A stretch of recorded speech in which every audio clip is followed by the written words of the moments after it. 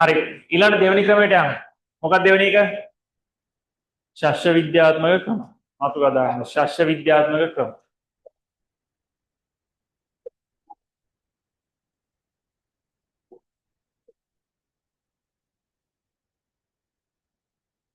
ශස්ත්‍ර විද්‍යාත්මක ක්‍රම.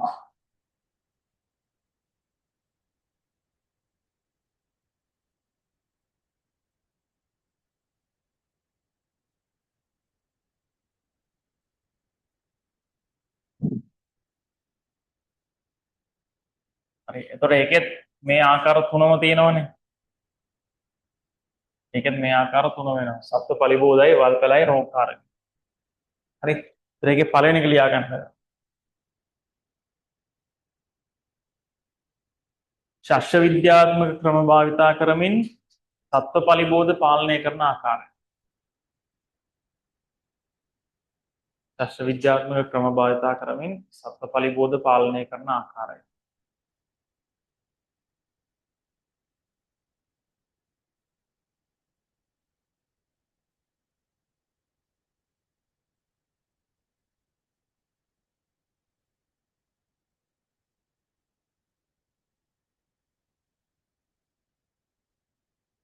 ශස්ත්‍ර විද්‍යාත්මක ක්‍රම භාවිතා කරමින් සත්ත්ව පරිබෝධ පාලනය කරන ආකාරය. මෙයා ගන්න පුතා ශස්ත්‍ර විද්‍යාත්මක ක්‍රම කියන එකේ තේරුම මොකද්ද? සරල තේරුමක්. ශස්ත්‍ර විද්‍යාත්මක ක්‍රම කියලා කියන්නේ වගා භූමියකදී කරන දේවල් ටික හරියට කරනවා. ඒකනේ ශස්ත්‍ර විද්‍යාත්මක කියලා කියන්නේ. මම ඔයිට කලින් කියලා දීලා දෙනවා. හරි. ඒවල හැමෝම පාඩම් කරනවා. හරියට පාඩම් කරනවද? නෑ. ඒක තමයි අවුල. ඒකට දැන් වගා බිමක පොහොර දානවා, වල් පැල ගලවනවා, වතුර දානවා. ඒතර ඒවා හරියට කරන්න, විද්‍යානුකූලව කරන්න. ඒක තමයි ශස්ත්‍ර විද්‍යාත්මක ක්‍රමයක් කියලා කියන්නේ. හරි. රයිට් ලියන්නකො මෙහෙම. ඒකට පොඩි හැඳින්වීමක් දාගමු.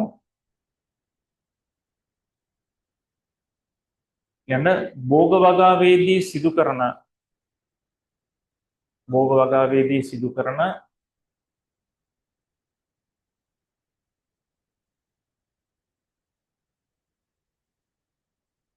භෝග වගාවේදී සිදු කරන ක්‍රියාකාරකම්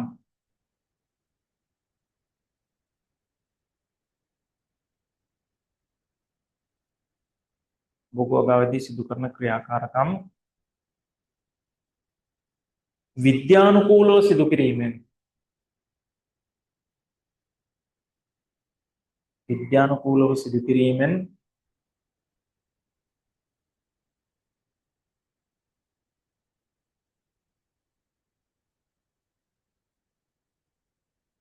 සත්ව පරිබෝධ පාලනය කර ගැනීමයි. සත්ව පරිබෝධ පාලනය කර ගැනීමයි.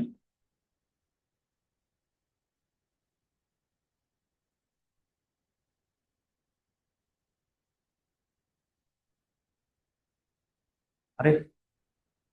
right. මේවත් අමාරු ඒවා නෙවෙයි. මේවත් නියමටම දෙන්න පුළුවන් ප්‍රශ්න ටිකක්. අර ලියන්න පළවෙනි එක ක්‍රමානුකූල ලෙස බිම් සැකසීම. දැන් ක්‍රම ටික ලියන්න. ක්‍රමානුකූල ලෙස බිම් සැකසීම.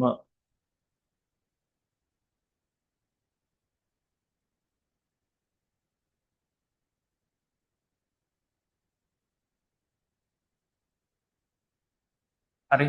අපි දන්නවනේ බිම් සැකසීමක් කරනකොට මොකද වෙන්නේ? පස්සේ යට ඉන්න කවුද? කෘමිසත්තු උඩට ඇවිල්ලා විනාශ වෙනවා. හරිද? රයිට්. පස්සේ යට ඉන්න කෘමිසත්තු උඩට ඇවිල්ලා විනාශ වෙනවා. උඩ ඉන්න උන් යට ගිහිල්ලා විනාශ වෙනවා.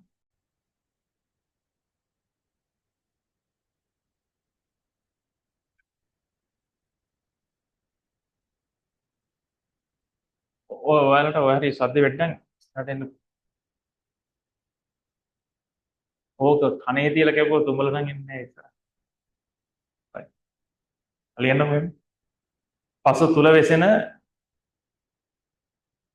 කෘමි පලිබෝධ ජීවීන්ගේ පස තුල වෙසෙන කෘමි පලිබෝධ ජීවීන්ගේ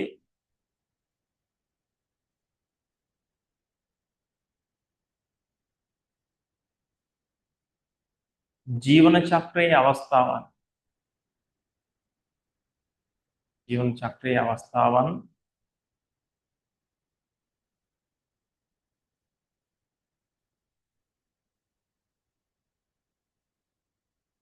පස මතු පිටට පැමිණ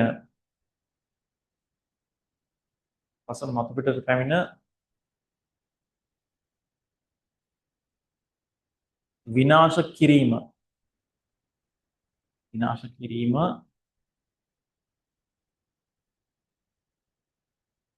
බිම් සැකසීම මගින් සිදු කළ හැකියි.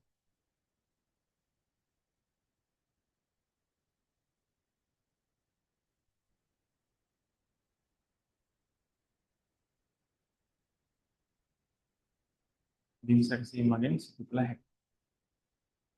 හරි. එක එකක්. මොන පළවෙනි එක. හරි. ක්‍රමානුකූල බිම් සැකසීම. ඊට පස්සේ දෙවෙනි එක ලියා ගන්න નિયમિත පරතරයට භෝග වගා කිරීම. භෝග හිටවන අතර નિયમિત පරතරයක් තියෙන්න ඕන.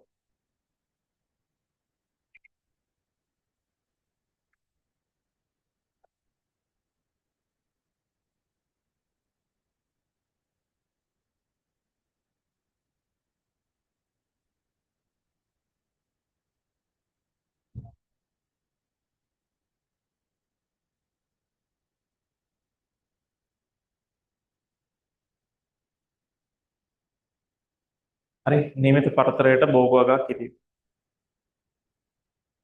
හරි. ඒකට ලියා ගන්න ඕනේ.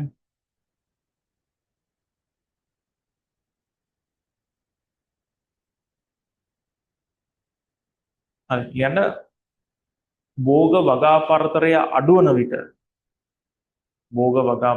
අඩුවන විට කියන භෝග ළඟ ළඟ බවල තියෙනවා. භෝග වගා පරතරය අඩුවන විට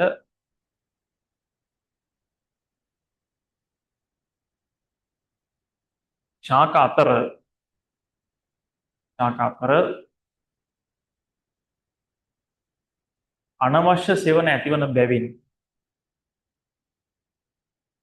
අනවශ්‍ය සෙවණ ඇතිවන බැවින්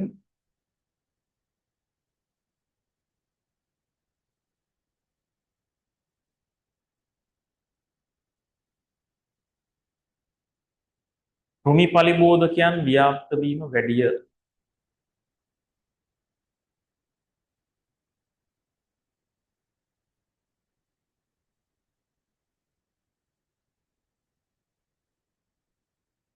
හරි. ළඟ ළඟ ගස් හදන්න ඕනේ නැහැ. නියමිත පරතරයේ තියෙන්නේ. එතකොට දැන් ඈතින් හිටියොත් ඔය ප්‍රශ්නේ කොහොමද එන්නේ? ඉතින් ඈතින් හිටියොත් මොකක්ද ප්‍රශ්නේ? භූමි අපරාධ. ඉඩ අපරාධනේ. හරිද? ඒකින්ද නියමිත පරතරයට බවන එක තමයි පිළිගන්න. හරි. හරි. ඊට පස්සේ තුන්වෙනි එක දාන්න දැන් පොහොර දාන එක. කොහොමත් පොහොර දානවනේ. ඒකට හරි විදියට පොහොර දාන්න ඕන. හරි ඒක කියන්න මනා ලෙස පොහොර දීම.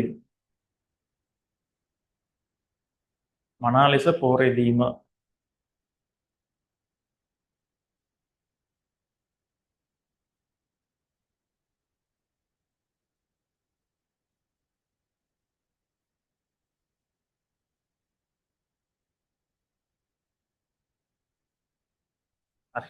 මනා ලෙස පොහොර දෙනවා කියලා කියන්නේ විශේෂයෙන් මෙන්න මේ අපි ගහට යොදන පොහොර වලින් අනිවාර්යෙන් පාලනය කරගන්න ඕන නයිට්‍රජන්. නයිට්‍රජන් වැඩි වෙච්ච ගමන් මොකද වෙන්නේ? කඳන් මාංශල වෙනවා. හරි. මාංශල කඳකට හරි ඉක්මනට කුණුසතු විදලේ උෂුරාවන කුණුසතු හානි කරනවා. හරිද? දැන් මාංශල කඳ අපි ඔය කොයිට කලින් ඔය ශාක පෝෂණයේ පාඩම් වල එහෙමත් කතා කරා. කූඩළු වගේ ශාකයක් ගත්තොත් මාංශලයි කඳ. හරිද? ඒවා විදින්න හරි ලේසි. ඒතර කර කඳේ තියෙන කාෂ්ඨීය ගතිය අඩු වෙනවා. කාෂ්ඨීය කියලා කියන්නේ හයියයි. හයිය ගස් වලට විදින්න අමාරුයි. හරි. අයිඩියා නම් එහෙම. එන නයිට්‍රජන් අඩංගු පොහොර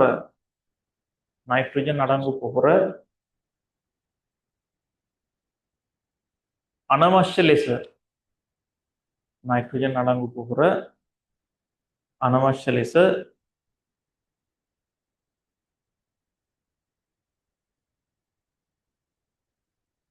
පසට යෙදීම මගින්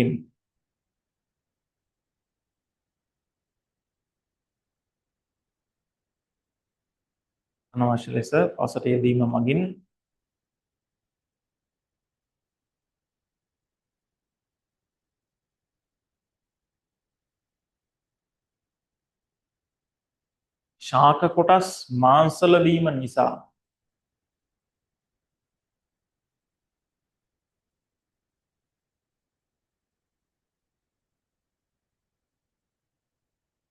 ශාක කොටස් මාංශල වීම නිසා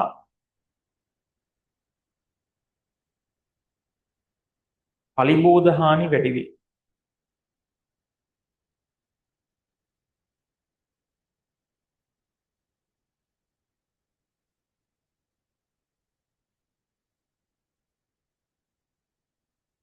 පලිබෝධ හානි වැඩි වේ.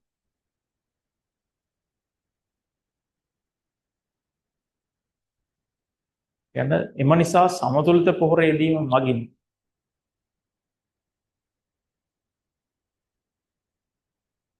එම නිසා සමතුලිත පොහොර යෙදීම මගින්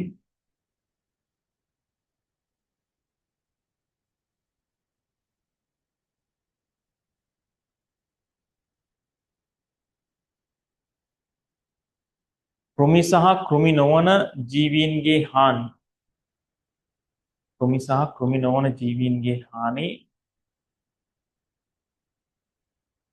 පාලනය කළ හැක.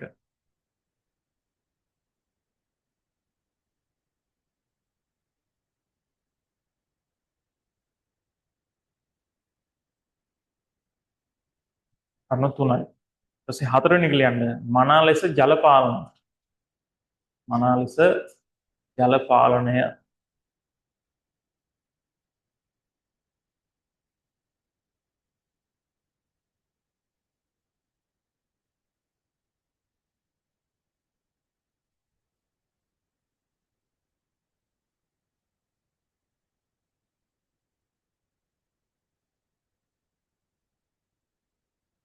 හරි. එතකොට ඒක මෙහෙම ජලයේ වැඩි වුණොත් සාපේක්ෂතාව වැඩි වෙන්න පුළුවන්.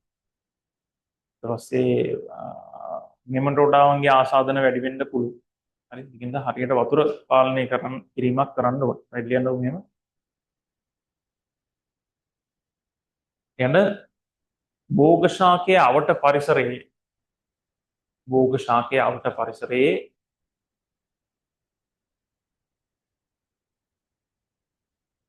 භෝග ශාකයේ අවට පරිසරයේ ආර්ද්‍රතාවයේ වැඩි වන ආකාරය ආර්ද්‍රතාවයේ වැඩි වන ආකාරයට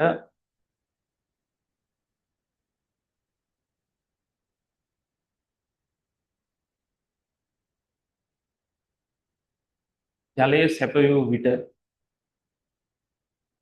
ආර්ද්‍රතාවයේ වැඩි වන ආකාරයට ජලයේ සැපයූ විට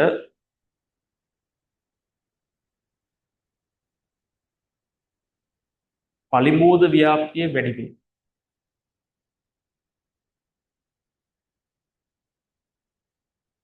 පලිබෝධ ව්‍යාප්තිය වැඩි වේ.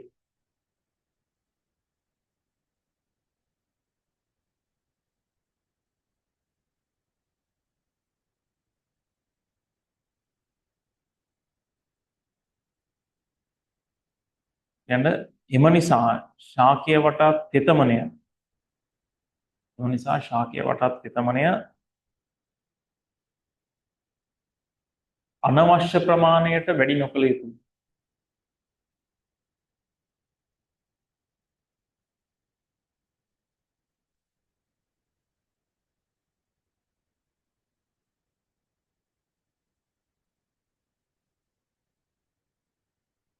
හරි. ඒක අනවශ්‍ය ප්‍රමාණයට වැඩි නොකළ යුතුයි.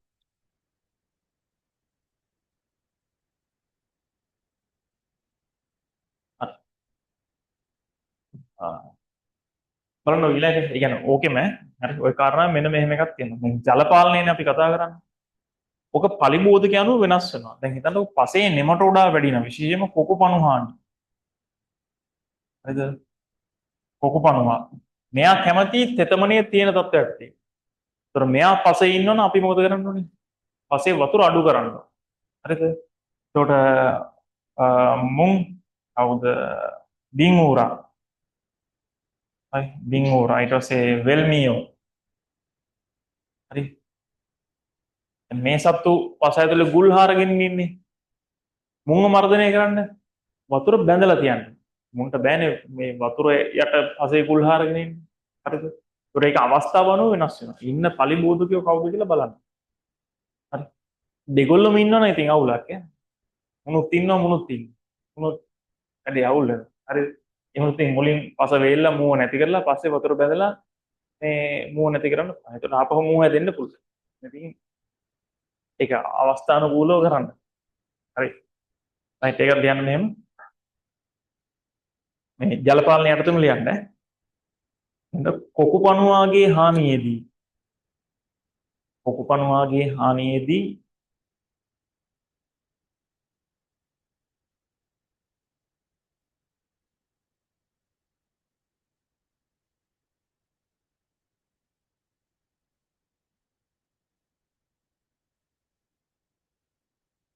ක්ෂේත්‍රයේ වූ ජලය ඉවත් කිරීමත් ක්ෂේත්‍රයේ වූ ජලය ඉවත් කිරීමත්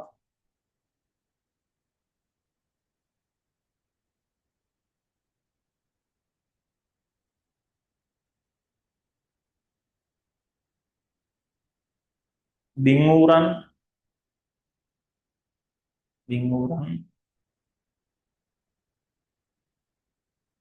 වෙල්මීයන් වැනි පලිබෝධ ජීවීන්ගේ දින්ඌරන් වෙල්මීයන් වැනි පලිබෝධ ජීවීන්ගේ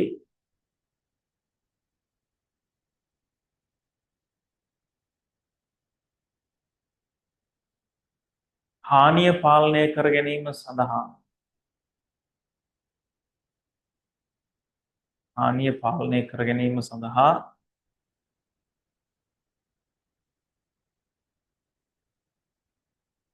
වගා ක්ෂේත්‍රයේ සම්පූර්ණයෙන් ජලයෙන් යට කිරීමත් වගා ක්ෂේත්‍රයේ සම්පූර්ණයෙන් ජලයෙන් යට කිරීමත්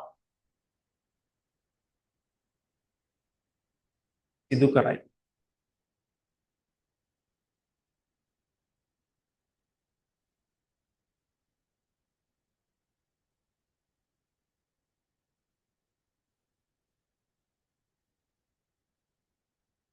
කරුණු හතරයි. ඊට පස්සේ පස්වෙනි එක දාගන්න. භෝග මාරුව.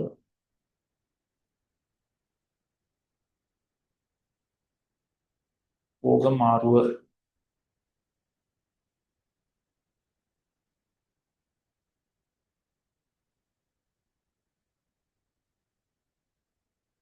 හරි. ඒ කියන්නේ මොකද්ද? භෝග මාරුවේදී වෙන්නේ එකම කුලේ ශාක එක දිගට වවනවද?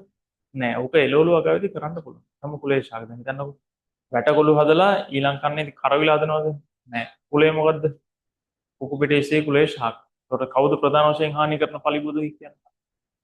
වැටකුළු පතෝල වලට ඉල්මැස්ස හානි කරනවා. හරි. ඒතර මේ කන්නේ වැටකුළු හදුවොත් ඉල්මැස්සන්ගේ ගහණය වැඩි වෙනවා. ඊළඟ කන්නේ පතෝල හැදුවොත් ඔය දෙකම එකම කුලේනේ. ඒතර ඉල්මැස්සෝ ඉන්නවා. එයා දැඩි ලෙස අරකට හානි. ඒතර කුකු පිටේසිය නොවන කුලේ ශාකයක් ඊළඟ කන්නේදී වවන්න ඕනේ. ඒතර ඉල්මැස්ස ඒකට හානි කරන්නේ. හරි. ඒකට තමයි භෝග මාරුව කියන්නේ. භෝගේ මාරු කරනවා. හරි. දැන් වී වගාවේ ඕක කරන්න බෑ. හරිද? මේ පාර ගෝයන් හදලා ඊළඟ පාර කංකුම් හදන්න බෑනේ. බත් වෙනකොට කංකුම් ගන්න බෑනේ. ඒතර ගෝයමකද ඕක කරන්න බෑ. එළවලු වගා භූමියක ඕක කරන්න පුළුවන්. හරි. රයිට්. දැන් මෙහෙම විවිධ කුලවලට අයත්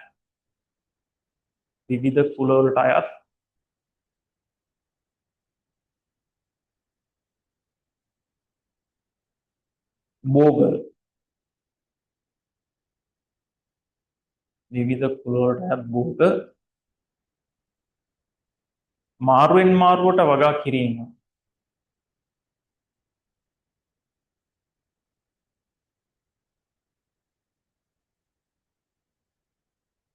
මාරුවෙන් මාරුවට වගා කිරීම භෝග මාරුවේදී සිදුවේ.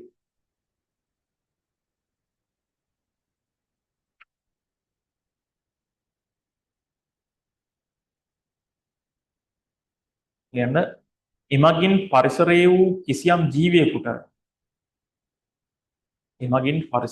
කිසියම් ජීවියෙකුට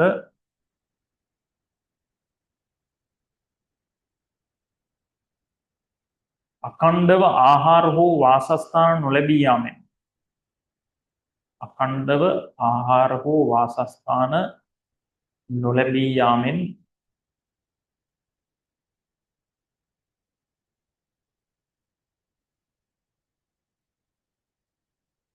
අඛණ්ඩව ආහාර හෝ වාසස්ථාන නොලැබී යාමෙන් කෘමි පලිබෝධ හානි පාලනය කළ හැක.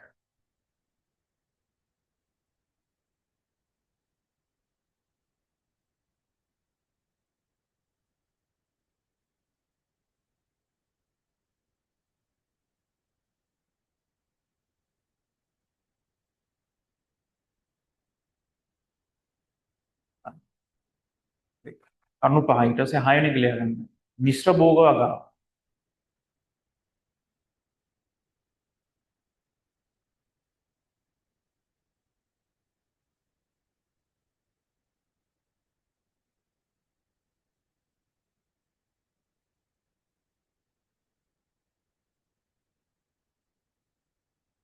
හරි.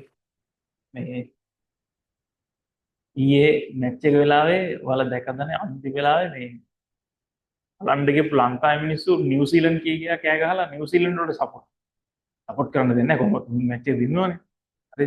එන්නේ ඉච්චරට එපාම වෙලා දැන් රෝ දැන් මැච් එකක් එනකල් කොච්චර මේකින්ද බලන් ඉන්නේ කියලා ටිකට් අරගෙන ගිහිල්ලා ටිකට් වල දින කොරේ මං කියවනේ මම ගන්නවත් විදිහක් නැහැ ටිකට් කොහොම ඉවරයි. පල්ලේ කියලා තියෙන ඊළඟ මැච් එකටත් ටිකට් ඉවරයි. දැන් මැච් එක ටිකට් ගත්ත මිනිස්සු යන්නේකුත් නැහැ සමහරට බලන්න. ඒ ටිකට් ඉවරයි. හරිද?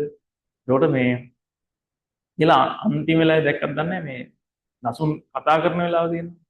නසුන් කතා කරන වෙලාව ලංකාවේ මිනිස්සු හූ කියනවා. හරිද? මාර හූවක් කියන්නේ. හරිද? කතා කරන වෙලාව හූ කියනවා. ඔන්න මේ YouTube එකේ ඇතිනේ. මම මේ ලයිව් බැලුවා. හරිද? ඔක සාමාන්‍ය ඉතින් වෙයි කියලා අනුමාන කරා. අනිවාර්යෙන් කරදුනා හූ. ඌට ඇඬිලා කතා කරන්නේ. තියෙනවා මූනේ. මාර හුවක් කියන්නේ මිනිස්සු දෙනවා මැච් එක ඉවර වෙන්න විනාඩි 20කට විතර වගේ කලින් අර ඩ්‍රෝන් එකකින් පෙන්වනවා මේ මිනිස්සු යනවා ග්‍රවුන්ඩ් එකේ. හරිද? මම මාලියාවත් ඒ පැත්තෙන් මිනිස්සු යනවා වෙන්නවා. හරි ඒත් ඉතුරුලා ඉන්නවා සෙට් එක. උන්ට කොච්චර උණක් ඇද්ද ක්‍රිකට් වල. අරදිනවා කියලා දැනදැනත් ඇරදිලත් මේ අර මේ මැච් එක ඉවරලා අර ඕඩ් සෙරමනි එක තියනකලුත් ඉන්නේ. හූ කියන්නේ ඉන්නේ. right අර හුවක් දෙන්නේ. ඒක කියන්නේ ලයිෆ් එකටත් ඒක එහෙම තමයි. දිනනකොට මිනිස්සු ඉන්නවා. මොනද? පට දිනකොට එහෙම තමයි. ලයිෆ් එකෙත් එහෙම තමයි. ඒ වලටත් ඔය කොහොම තමයි. ඔය A level පාස් වුණොත් ඔයා වගයන්ඩ ඔයත් එක කතා කරන්න ඔයාව ඇප්‍රීෂিয়েට් කරන්න ඕන තරම් කට්ටිය ඉන්නවා. වැරදුනොත් කිසිම කෙනෙක් නෑ. ෆේල් වුණොත් කිසිම කෙනෙක් නෑ. කාටවත් ඉන් කරන්න දෙයක් නෑ. තමන් එක්ක ඉන්න යාළුවටවත් කරන්න පුළුවන් දෙයක් නෑ. හරි. යාළුවෝ ඕනනම් උදව්වක් කරයි. යාළුවෝ සමහරට කැම්පස් ගිහලා ඔයාලට යන්න බැරිවොත් යාළුවෝ උදව්වක් කරයි. හරි නෝට්ස් ටිකක් දෙයි. හරිද? ඇඩ්වයිස් එකක් දෙයි. එහෙම දෙයක් දෙයි. ඒ ඇරෙන්න වෙන කරන්න දෙයක් නෑ. වැරදුනොත් මේ තමන්ට ගොඩක් වෙලාවට තමන් විතරයි තමයි ඉන්නේ. මැච් වගේම තමයි. ඕක මේ ඔය ලංකාවේ ඉන්න හොඳයි. ඉන්දියාව වල එහෙම නම මම හිතන අද තියෙනවනේ ඉන්දියා එක්ක මැච් එක. අද ඉන්දියාව පෙරදුණු. හරිද? මේ කෙලින්ම පෙරදීගෙන එනකොට මේ ඉන්දියාවේ ප්ලේස්ලාගේ ගෙවල් ළඟ මේ හමුදාවෙන් පොලිසියෙන් ආරක්ෂාව දා. කෙලින්ම ගෙවල් කුඩුවේ. අනිවාර්යෙන් අය ගෙවල් කුඩු. හරිද? يعني ඉන්දියාවේ ඉන්නේ එහෙම ක්‍රවුඩ් එක. ඒ අතින් අපේ ක්‍රවුඩ් එක සෑහෙන හොඳයි. මෙච්චර පැටලිච්චත් අපේ ටීම් එකේ ප්ලේස්ලා ගෙවල් ටික තාම බේරලා තියෙනවා. හරිද?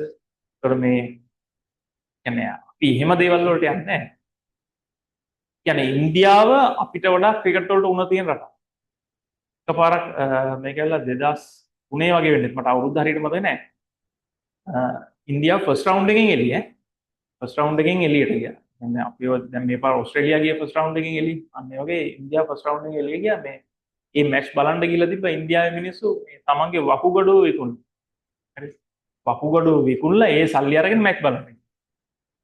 ෆස්ට් රවුන්ඩ් එකෙන් එළියට ගියාම කොහොමද? හරිද? ආරුට වකුගඩුවක් නැහැ. ඇත්ත සිද්ධි. හරිද? අපි නම් වර්ල්ඩ් කප් එකක් දෙනවා කිව්වොත් වකුගඩුවක් දෙනවා. නෑනේ. ඒ රටවල එච්චරට උනක් තියෙන ක්‍රිකට්. හරිද? ඒකට මේ සාමාන්‍ය ඉන්දියාවල එහෙම මැච් එක ෆයිනල් එකකින් පෙරදුනොත් 500ක්වත් කෙලින්ම ඉතින් හાર્ට් ඇටැක් ඇවිල්ලා ඉවරයි තමයි. හරිද?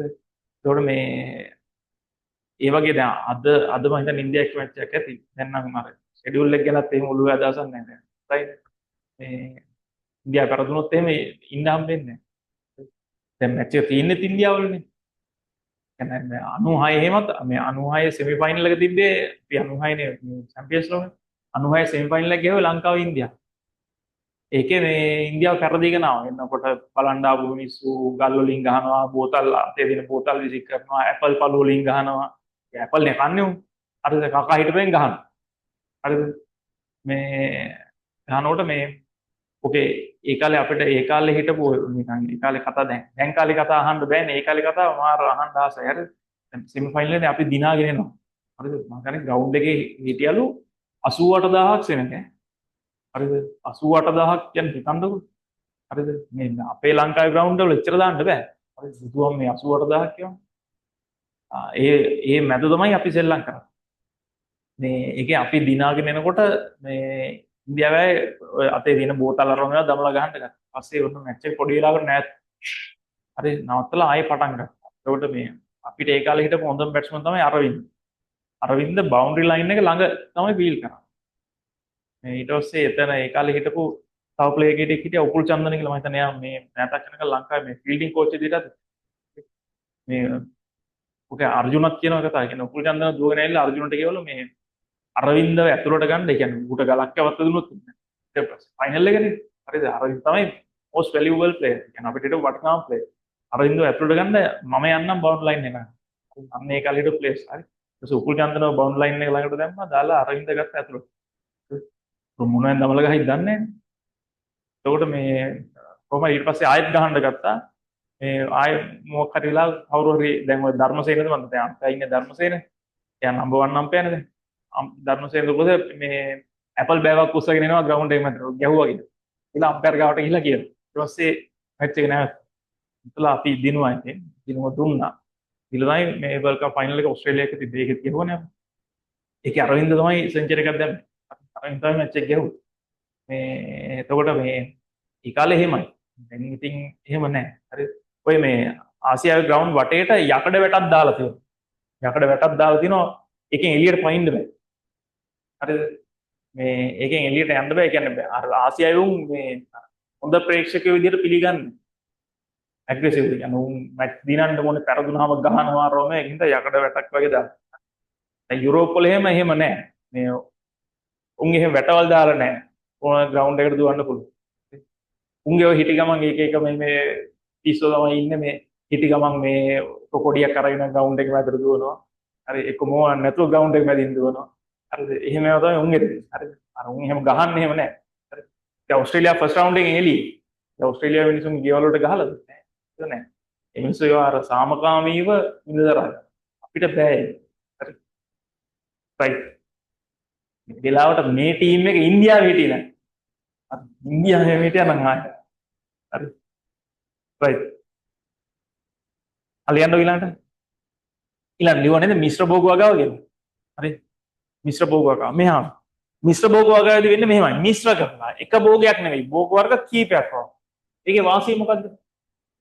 භෝග වර්ග කීපයක් වන්නොත් එකක් තමයි රිස්ක් එක අඩු. අවදානම අඩු. ඒ කියන්නේ එක භෝගයක ලෙඩක් આવත් අනිත් ඒවා ටික තියෙනවා. තේරුණා? ඒවා අපි පස්සේ කතා කරමු. මිශ්‍ර භෝග වගාව ගැන අපිට වෙන දෙයක් නෑ. පලිබෝධ කළමනාකරණයේදී ඕක වැදගත් නෙමෙයි. ස්වභාවික සතුරෝ ඉන්නෝනේ. ස්වභාවික සතුරෝ පාලනය කරන්නේ. ස්වභාවික සතුරන්ගේ පැවැත්මට මිශ්‍ර භෝග වගාව වැදගත්. ජෛව විවිධත්වය වැඩි නේ. ඒතකොට ස්වභාවික සතුරු වැඩි. දැන් බත් පුරා වගේ ස්වභාවික සතුරේ. හරි. උන්ගේ ගහනේ වැඩි වෙනවා. ඒතකොට පලිබෝධ කළමනාකරණය වෙනවා. ස්වභාවික. හරිද? පැගලියන්න ඕනේ.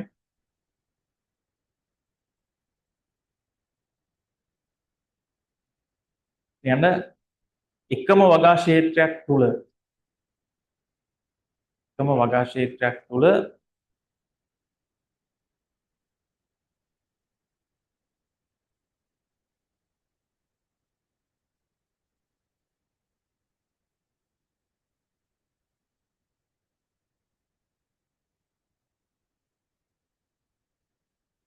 විවිධ කුලවලට අයත් එකම කුලේ නෙවෙයි විවිධ කුලවලට අයත් භෝග වර්ග කීපයක් වගා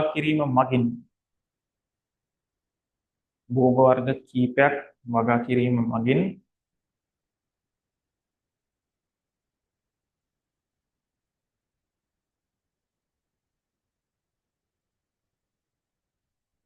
පරිසරය තුළ ජෛව විවිධත්වය හොඳින් ආරක්ෂා වේ.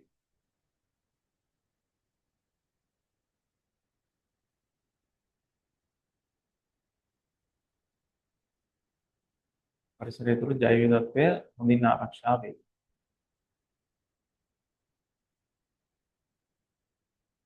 එම නිසා ස්වභාවික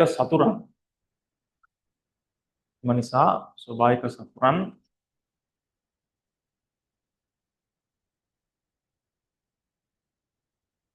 වගා ක්ෂේත්‍රයේ පුරා ක්ෂේත්‍රයේ පුරා හොඳින් ස්ථාපිත වේ. හොඳින් ස්ථාපිත වේ. එමගින් කෘමි පලිබෝධ පාලනය වේ. එමගින් කෘමි පලිබෝධ පාලනය වේ.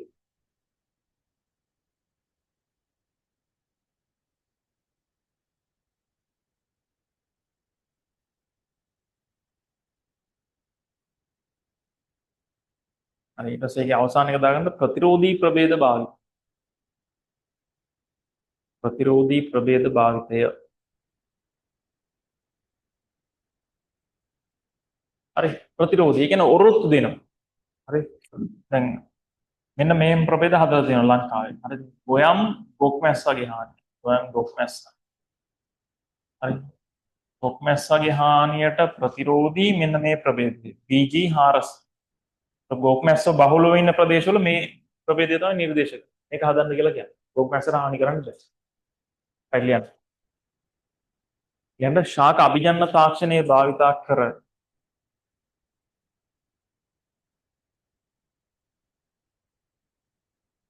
ශාක අභිජන්න තාක්ෂණයේ භාවිතා කර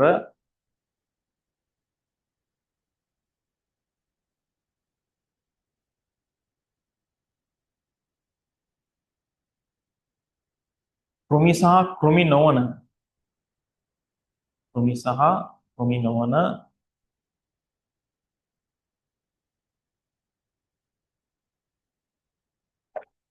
කෘමි සහ කෘමි නොවන පලිබෝධ ජීවීන්ගේ හානිවලට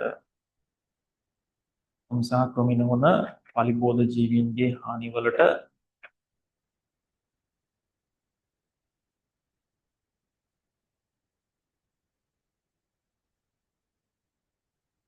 ප්‍රතිරෝධී වන ආකාරයට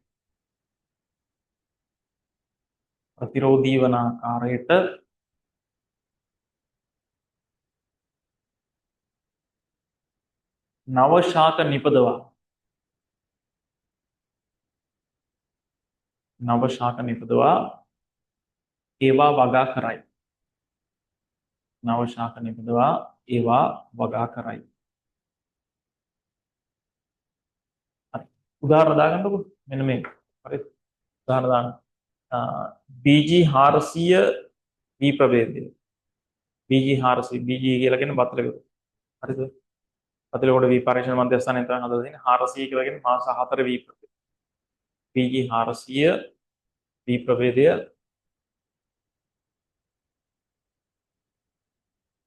ගොක් මැස්සාගේ හානියට ප්‍රතිරෝධී වේ. ගොක් මැස්සාගේ හානියට ප්‍රතිරෝධී වේ.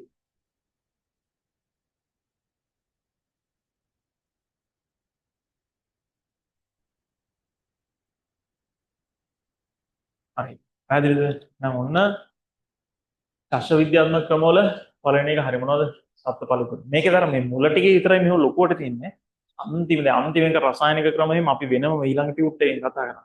හරිද? අර දැන් ව්‍යවස්ථාපිත ක්‍රමෙ ලොකුවට නෑ. හරි මේ මුල ටික තමයි ටිකක් ලොකුවට දෙන්නේ. මේ ටික ඉවර කරගත්තොත් හරි. right. හරි. දැන් එන ඊළඟ මාතෘකාව දාන්න. මේක අමාරු නෑ. නෑ ලේසි නෑ. මාර ලේසි. ෂෝට් නෝට් එක හදලා තියාගන්න විතරයි දෙන්නේ. හරි. ඊළඟ දාගන්න දෙවන එක ශස්ත්‍ර විද්‍යාත්මක ක්‍රම භාවිතා කරමින් වල් පැලෑටි පාලනය කිරීම. ශස්ත්‍ර විද්‍යාත්මක ක්‍රම භාවිතා කරමින් වල් පැලෑටි පාලනය කිරීම.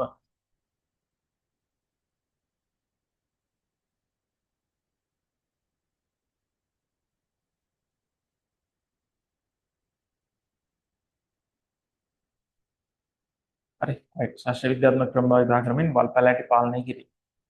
දැනුත් අර වගේම තමයි වල් පැල පාලනය කරන්න ශස්ත්‍ර විද්‍යාත්මක ක්‍රම පාවිච්චි කරනවා. අර ලියන්න පළවෙනි එක. නිවැරදි ලෙස බිම් සැකසීම. නිවැරදි ලෙස බිම් සැකසීම.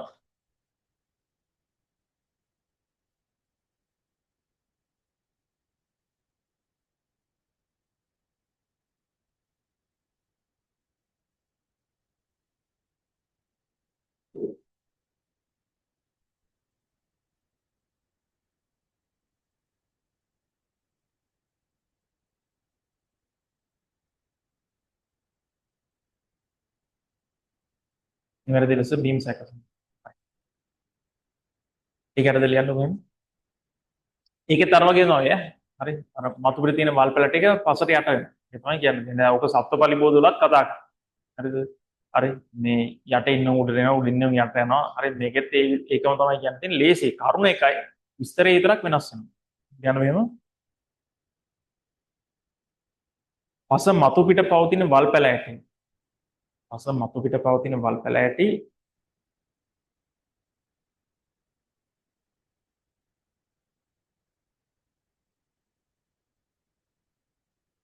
පසට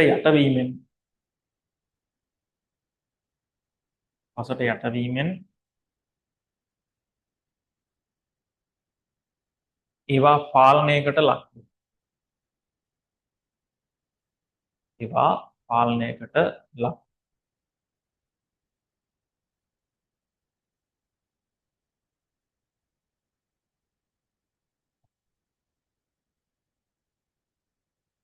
හරි. ඊට පස්සේ දෙවෙනි එක දාගන්න નિયમિત පරතරයට භෝග වගා කිරීම. નિયમિત පරතරයට භෝග වගා කිරීම.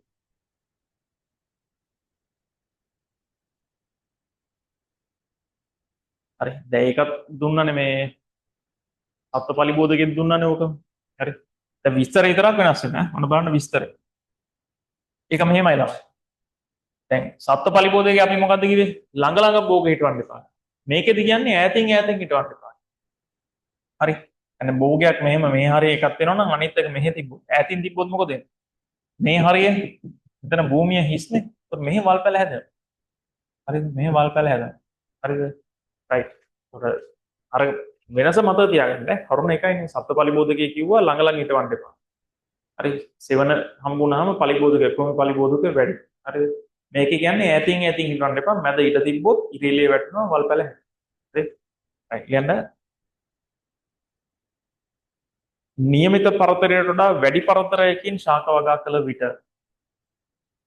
නියමිත පරතරයට වඩා වැඩි පරතරයකින් ශාක වගා කළ විට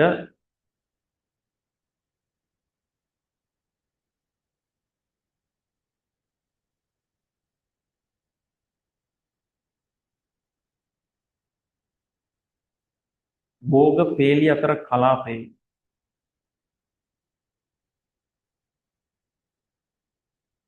භෝග පේලි අතර කලාපේ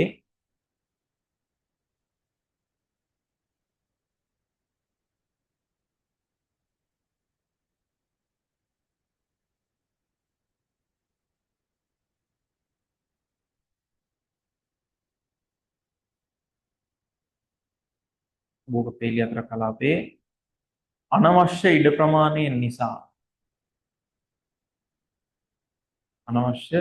ඉඩ ප්‍රමාණය නිසා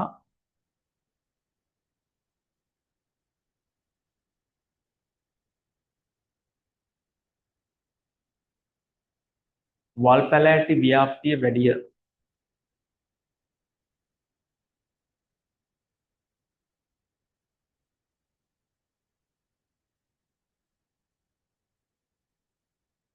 දෙකයි. හරි. ඊට පස්සේ තුන්වෙනි එක. මේකත් කලින් කියදී කියපු එක. අපි විස්තර විතරයි වෙනස් වෙන්නේ. ලියන්න මනා ලෙස පොහොරේදී.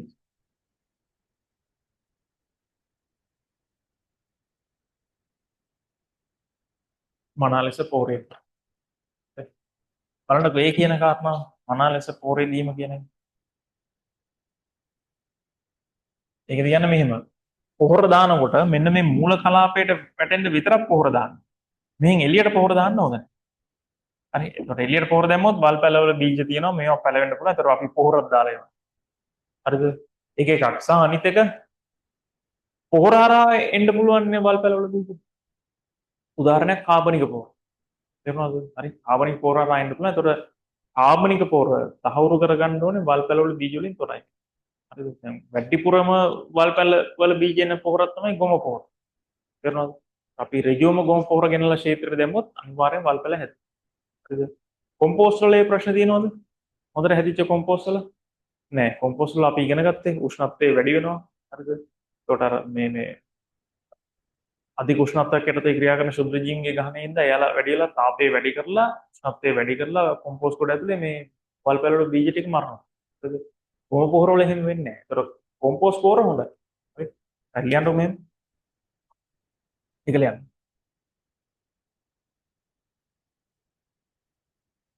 භෝග වගා කරන මූල කලාපයට පමණක් භෝග වගා කරන මූල කලාපයට පමණක්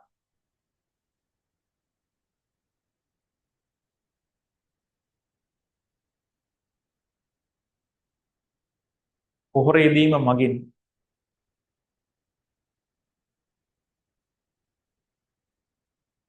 භෝග වගා කරන මූල කලාපයට පමණක් පොහොර යෙදීම මගින්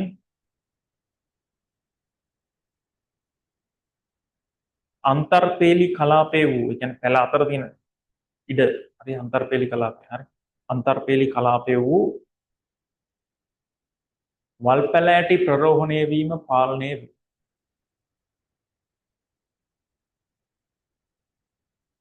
වල් පැල ඇටි ප්‍රරෝහණය වීම පාලනය වේ.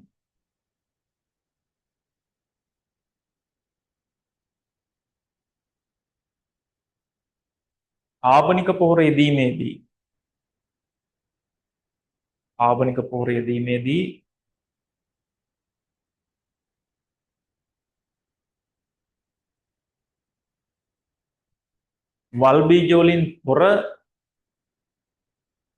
වල් බීජ වලින් තොර පොහොර යොදාගත යුතුය.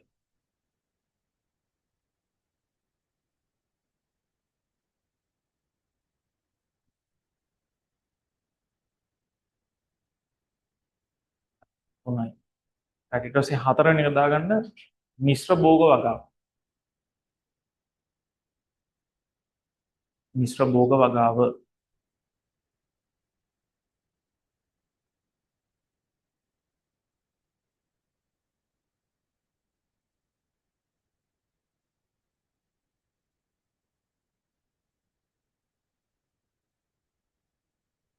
මිශ්‍ර භෝග වගාව. හරි. ඒතර මිශ්‍ර භෝග කලින් කටත් ආවනේ. ඒතර මේකෙදි වෙන්නේ මෙහෙමයි. මිශ්‍ර භෝග වවනකොට අපි භූමිය පුළුවන් තරම් ප්‍රයෝජනයට ගන්න. කරනවද? හරි. දැන් ඔය වීලි කලාපෙ එහෙම යනවා මෙහෙම එකක්. බඩේරිමුත් එක්ක කව්පිය වහනවා. නැත්නම් මුං ඇට. බඩේරිමු ගස් අතර දුර වැඩිනේ. හරි. ඒකට ඒ අතර වල් පැල හැදෙන්න පුළුවන්. දැන් මුං ඇට හදලා දෙන්න. නැත්නම් කව්පිය හදලා දෙන්න. ඒතර අන්න ඒ භූමියත් වහලා තියෙනවා. කරනවද? හරි. ඒතර වල් පැල වලට මතුවෙන්න ඉඩක් නැහැ. හරි ලියන්න ඕනේ. ලියන්න භෝග වගා ක්ෂේත්‍රයට අයත් පස භෝග වගා ක්ෂේත්‍රයට අයත් පස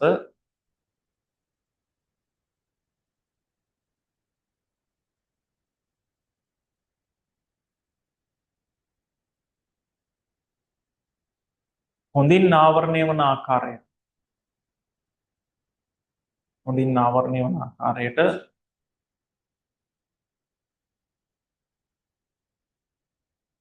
විවිධ වර්ධන විලාසයන් සහිත භෝග වර්ග කීපයක්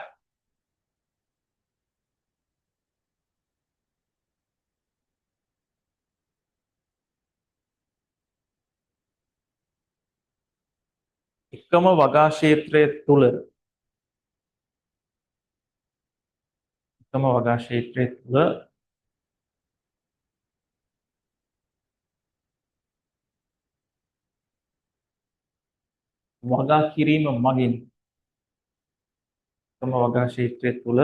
වගා කිරීම මගින්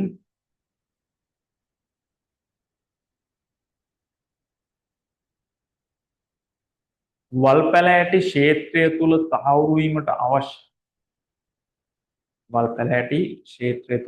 වීමට අවශ්‍ය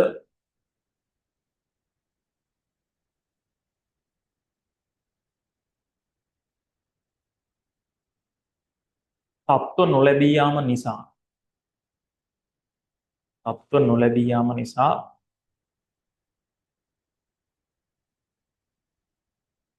වල් පැල ඇටි පාලනය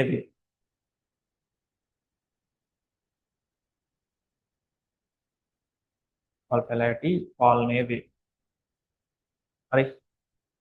හරි ඊට පස්සේ පස්වෙනි එක දාගන්න ජල කළමනාකරණය. අර එකම ටික එන්නේ අනුන් ටික වෙනස් කරලා ලියන්න. ජල කළමනාකරණය.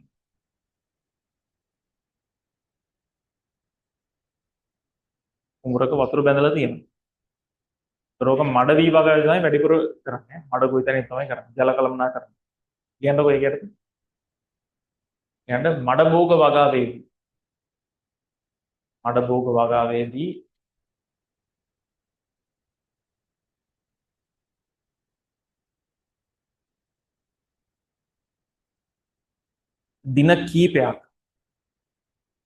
දින කීපයක්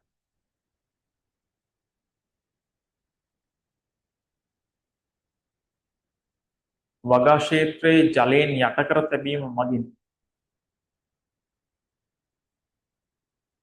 දින කීපයක් වගා ක්ෂේත්‍රය ජලයෙන් යට කර තැබීම මගින්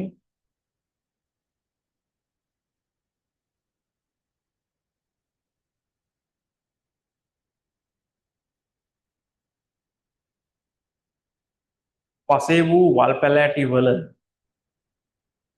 වූ වල් පැලෑටි වල වර්ධක කොටස් ප්‍රරෝහණය වීම පාලනය කරගත හැකියි. පසේ වූ වල් පැලෑටි වල වර්ධක කොටස් ප්‍රරෝහණය වීම පාලනය කරගත හැකියි.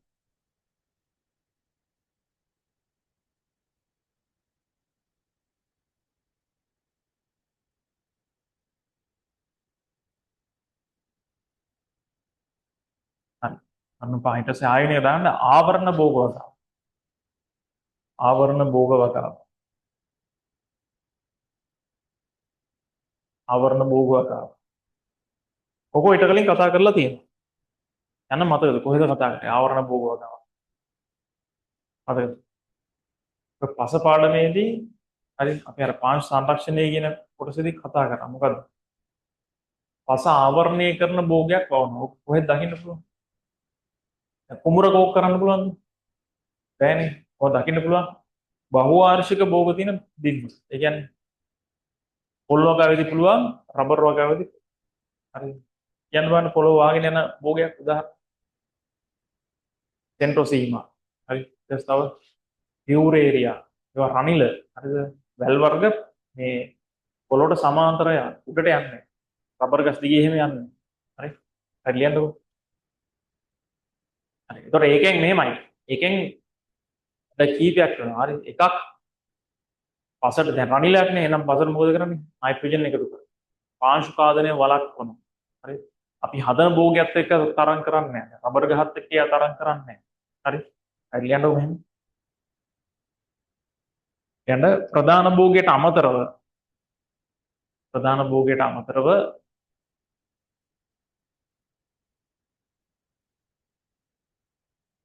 පස සාරවත් කරන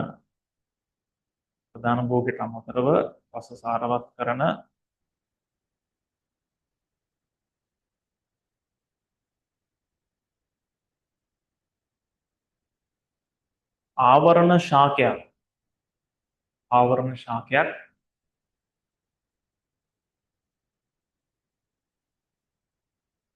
වගා කිරීම මගින්ද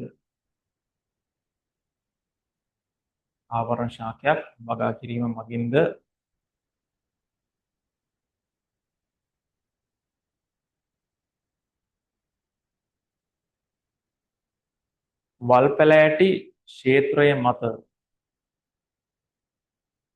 පැලෑටි ක්ෂේත්‍රය මත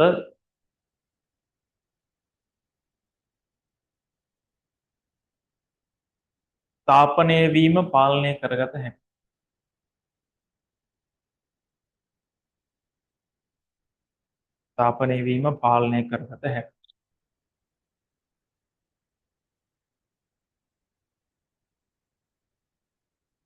උදාහරණයක් දාගන්න මේ උදාහරණ දාන්න රබර් වගාව තුළ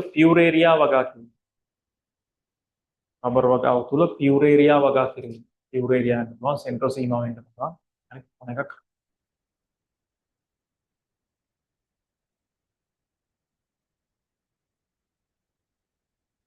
හරි. ඊට පස්සේ මේකේ අන්තිමේකට හරි ශාස්ත්‍රීය විද්‍යාත්මක ක්‍රමවල සත්ව පලිබෝධ හරි වල්පැල හරි ඊළඟ රෝගකාරකයන් පාලනය. හරි ඒකත් ලියාගන්න ඕනේ. ශාස්ත්‍රීය විද්‍යාත්මක ක්‍රම භාවිතයෙන් රෝගකාරක ජීවීන් පාලනය කිරීම.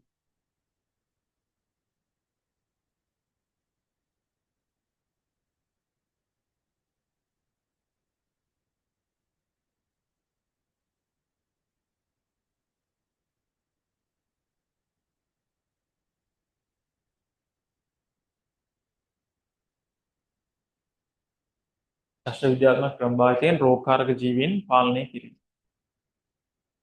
හරි. අපි ඒක ලියලා අදට ඉවර කරමු. හරිද? මම කියන්නේ මෙන්න මේ කාරණා. අපිට තියෙන්නේ ටිකක් ලොකු එකට තියෙන දැන් භෞතික සහ යාන්ත්‍රික ක්‍රම විශාල. හරිද? ශාස්ත්‍ර විද්‍යාත්මක ක්‍රම කියන එක ලොකුයි. හරි. ඊට පස්සේ ජීව විද්‍යාත්මක ක්‍රමත් ඒ වගේ. ඒකත් ටිකක් ලොකුයි. හරි. ජීව විද්‍යාත්මක. හරි. ඊට පස්සේ මේ ටික හරි. ඊට පස්සේ ජෛව රසායනිකයි මේ ව්‍යවස්ථාපිත ක්‍රමයිනේ. ඒ දෙක පොඩි. රසායනික එක අපි ඉගෙන ගන්නේ අන්තිම. රසායනික එක අපි ඊළඟ ටියුට් එකේ කතා කරමු. හරිද? හරි. ඒතර මේක ගැනත් අපි කතා කරන්නේ නැහැනේ. හරි. එහෙනම් මේ අපිට ලබන සතියේනකොට මේ ටික ඉවර කරන්න. හරි. මේ ටික ඉවර කරන්න පුළුවන්. එතකොට ඊට පස්සේ හතරෙන් ටියුට් එක තියෙන්නේ. ඒක තමයි අන්තිම ටියුට් එක. හරි. එතකොට ඒකේ තමයි ඔය කෘමිනාශක, වල්නාශක ඒවා ටික ඔක්කොම උගන්වන්නේ. ඊට පස්සේ අර දීර්ඝිසින යන්ත්‍රයක් තියෙනවා අපිට කතා කරන්න. යන්ත්‍රය තියෙනවා නේ. හරි. මම ගෙනල්ලා කොටස් ටිකෙන් ඔක්කොම කියලා දෙනවා. හරි. ඒකෙන් ගාණක් තියෙනවා. හරි. ඒ ගාණ තියෙනවා. ඒ ටික කරලා පස්සේ ඉවරයි. පරිබෝධ ඉවරයි. එහෙනම් මම කියතොට අපිට තව ලබන සතිය ඊට සති දෙකක් විතර වගේ යයි. තව සතිය ඔක්කොම සති තුනක් විතර වගේ යයි. ඒතර මේක ඉවරයි ඈ. ඒතර මේක ඉවරයි කියලා කියන්නේ 13 තියෙන ප්‍රධාන පාඩම් තුනේ එකක් ඉවරයි වල මේ. තව සති තුනක් යනකොට ඉවරයි. හරිද? ඒකට ඊට පස්සේ සත්පාලනය වුණාත් ඒකත් ඉවරයි කියලා කියන්නේ ඒකත් ඉවරනම ඔළුව මාර නිදහස්. නිදහස් නෑ ඒ. හරිද? පාඩම් කරන්න තියෙන ප්‍රමාණය අඩුයි. ඒතර අපි වැඩ කරලානේ. හරි. ඌ අන්තිමට මෙහෙම කරන්න තිබ්බම තමයි ඒවා හිර වෙන්නේ. අන්තිමට කරගන්න බෑ. ඒවා මුලින් ඉවර කරන්න. දැන් ඔය එකයි අපි ඔය පොඩි පාඩම් දෙකක් අන්තිමට තියෙන පාඩම් දෙකක් අරගෙන මේ ඔන්ලයින් එකක් විදිහට යන්න හදන්නේ. ඒවා පොඩි පාඩම්නේ. ඒවට ලොකු කාලයක් දෙන්නත් ඒ කාලේ අරගෙන අපි සත්ත්ව පාලනය වගේ පාඩම් ලොකුට සත්ත්ව පාලනය එහෙම ඔයාලා වීඩියෝස් එකේ මම දැකලා තියෙනවා ඔය කෑලි අරන් කරනවා කොහොමද ගේන්න වෙනවා. හරි. මේ ඒවා හරි අමාරු වැඩ මේ අපි පාඩම කරන දවසට මෙහි එළුවෙක් කපන්නත් ඕන.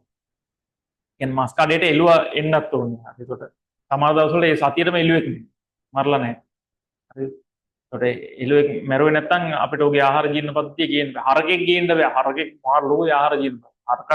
හරක වෙනකොට තමයි එළුවෙක් කරන්නේ. හරිද?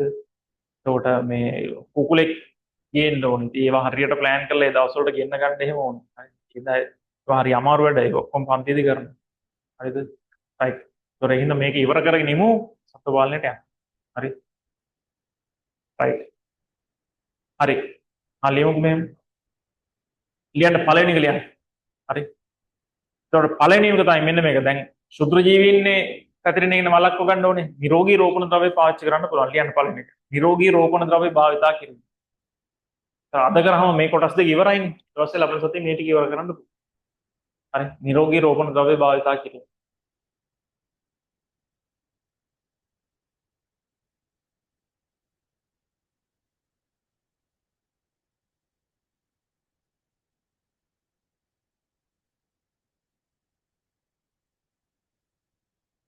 හරි. ලියන්න එක යන්න. ලියන්න සිටුවීමට ලබා ගන්නා සිටුවීමට ලබා ගන්නා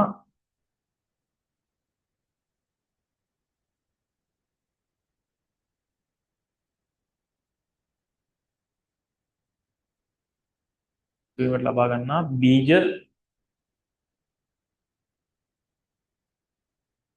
ඊළඟට දඬු කැබලි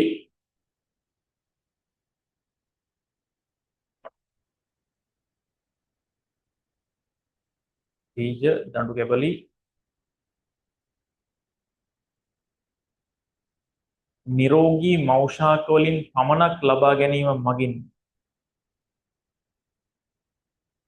නිරෝගී මෞෂාක වලින් පමණක් ලබා ගැනීම මගින්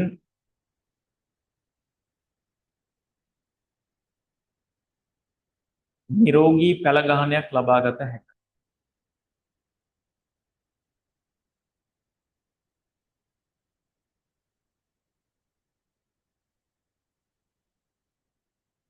නිරෝගී පැළගහනයක් ලබාගත හැකියි. එන්නේ තවන්න ගන්න දේවල් නිරෝගී වෙන්නේ. රෝගකාරකයෝ නැහැ. හරි ඊට පස්සේ දෙවෙනි එක ලියා ගන්න බීජ ජීවාණුහරණය කිරීම. බීජ ජීවාණුහරණය කිරීම.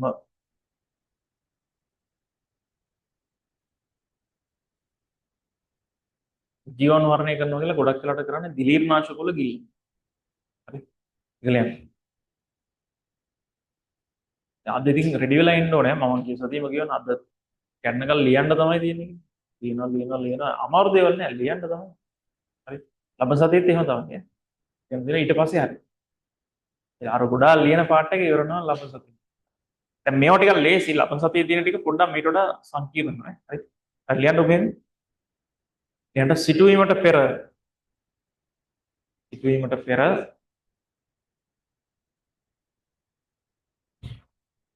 බීජ සිටුවීමට පෙර බීජ දිලීරනාශක ද්‍රාවණයක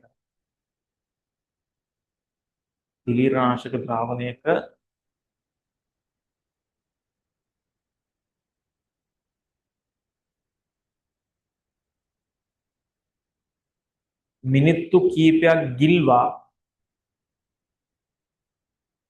කීපයක් ගිල්වා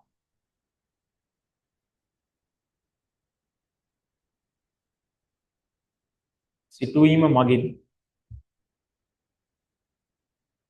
මගින්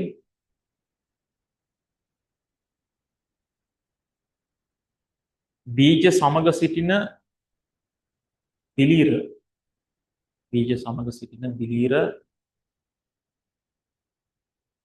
විනාශ වීම සිදු වේ.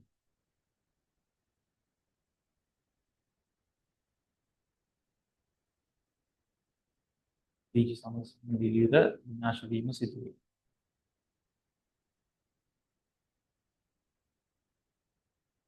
හරි දෙකයි ඊට පස්සේ තුන්වෙනි එක ලියන්න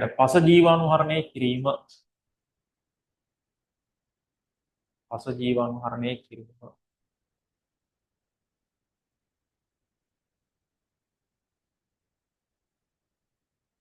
හරි ඒකත් අපි තවන් කොටසදී කතා කරේ පස ජීවාණුහරණය කරා. හරි මොන වතුර දාන්න පුළුවන් දිලීරනාශක දාන්න පුළුවන් මාලය යවන්න පුළුවන් ධූමකරණය කරන්න පුළුවන්. හරි දැන් පසේ ඉන්න සුදු ජීවි විනාශ කරන්න පුළුවන්. හරි ලියන්න භෝගශාක සිටුවන ස්ථානයේ පස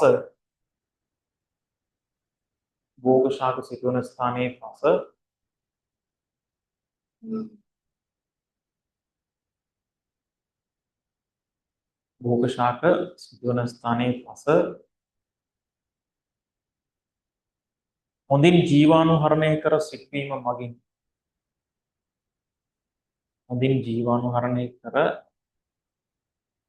මගින්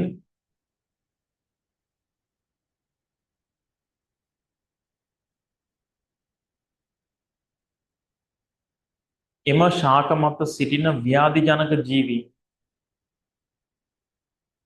ශාක මත සිටින ව්‍යාධි ජනක ජීවීන්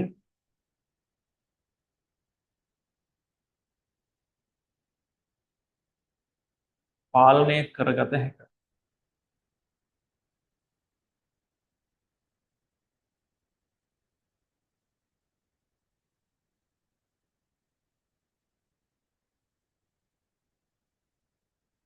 ඊළඟ දාන්න භෝග මාරුව. දැන් අර ටිකම තමයි එන්නේ. භෝග මාරුව.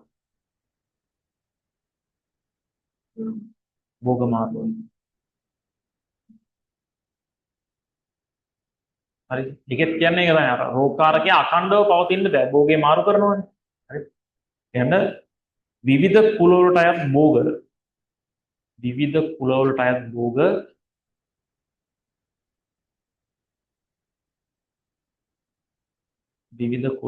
භෝග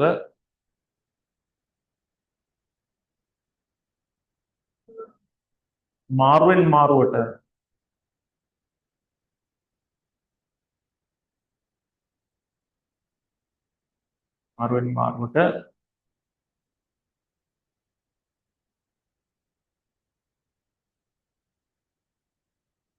වගා කන්නේන් කන්නයට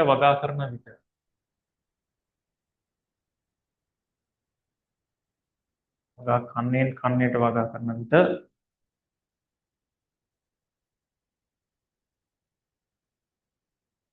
එකම රෝගකාරක ජීවී කාණ්ඩය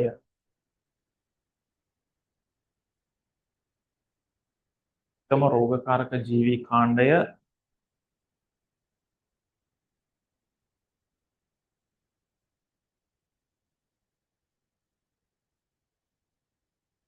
අඛණ්ඩව පැතිරීම පාලනය කළ හැක.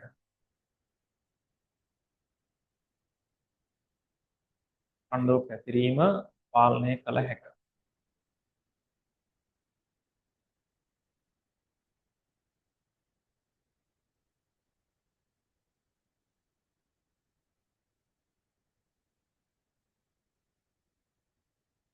හරි. තව කරුණු දෙකයි ගැඹී ළඟ. නියමිත පරතරයට වගා කිරීම. නියමිත පරතරයට වගා කිරීම.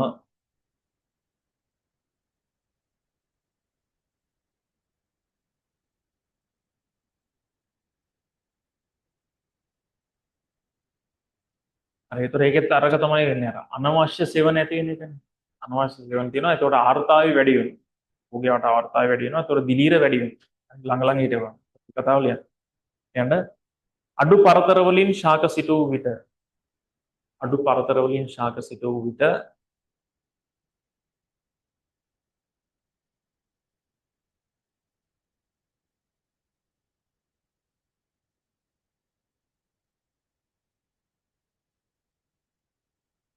අඩු පරතර වලින් ශාක සිටු විට ශාක අතර අනවශ්‍ය සෙවණ ඇති වී ශාක අතර අනවශ්‍ය සෙවණ ඇති වී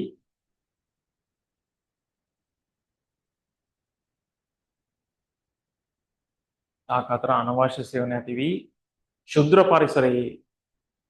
ශුද්‍ර පරිසරයේ බලන්න ශුද්‍ර පරිසරය කියලා කියන්නේ දැන් ගස් දෙකක් අතර මෙහෙම දැන් ගස් දෙක ළඟ ළඟ තියෙනකොට හරි මේ අතර සාපේක්ෂාර්ථතාව වැඩි වෙනවනේ. හරිද? සාපේක්ෂාර්ථතාව වැඩි වෙනවා. හරි. ඒතකොට හැබැයි එළියේ සාපේක්ෂාර්ථතාව ඒක නෙවෙයි. හරි. මේ වීලි වෙන්න පුළුවන් එළියේ සාපේක්ෂාර්ථතාව අඩුයි. මෙන්න මේ අවට සාපේක්ෂාර්ථතාව වැඩි. මේ ටිකේ සාපේක්ෂාර්ථතාව වැඩි. ඒතකොට මෙන්න මේ ගහ අවට තියෙන පරිසරයට තමයි අපි කියන්නේ මොකද්ද? ශුද්ධ පරිසරය. මේක බාහිර පරිසරය. හරිද? ඒතකොට බාහිර පරිසරයට වඩා ශුද්ධ පරිසරයේ සාපේක්ෂාර්ථතාව වැඩි වෙනවා. හරි. ලියන්න ශුද්ධ පරිසරයේ සාපේක්ෂාර්ථතාව වැඩි වී සාපේක්ෂාර්ථතාව වැඩි වී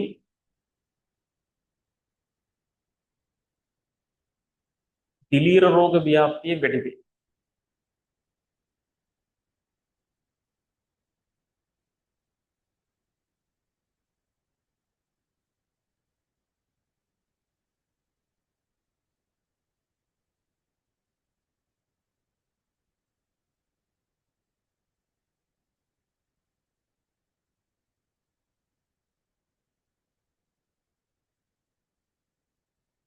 හරි. ඊට පස්සේ අවසාන එක දාගන්න මනා ලෙස පොහොරේදී. ඒකෙන් මේ ක්‍රම දෙකම ඉවරයි ඈ. මනා ලෙස පොහොරේදී.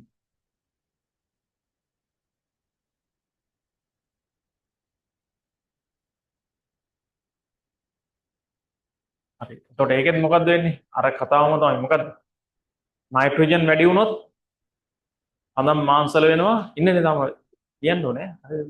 අඳම් මාංශල වෙනවා. ඒතර විදල විෂූරා ගුණ සත්තු හරහා එන වාහකයෝ හරහා මොකද වෙන්නේ? රෝගකාරක ශුද්ධ ජීන් පැතිරෙනවා. ඔය කතාව ලියන්න. හරි. කියන්න නයිට්‍රජන් වැඩිපුර අඩංගු පොහොර යෙදීම මගින්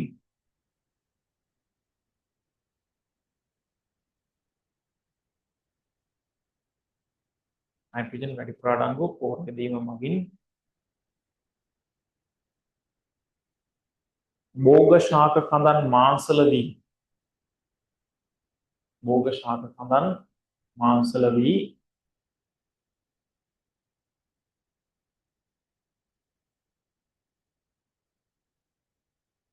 භෝග ශාක කඳන් මාංශල වී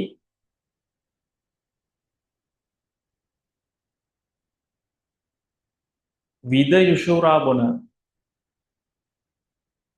විද යුෂෝරා බොන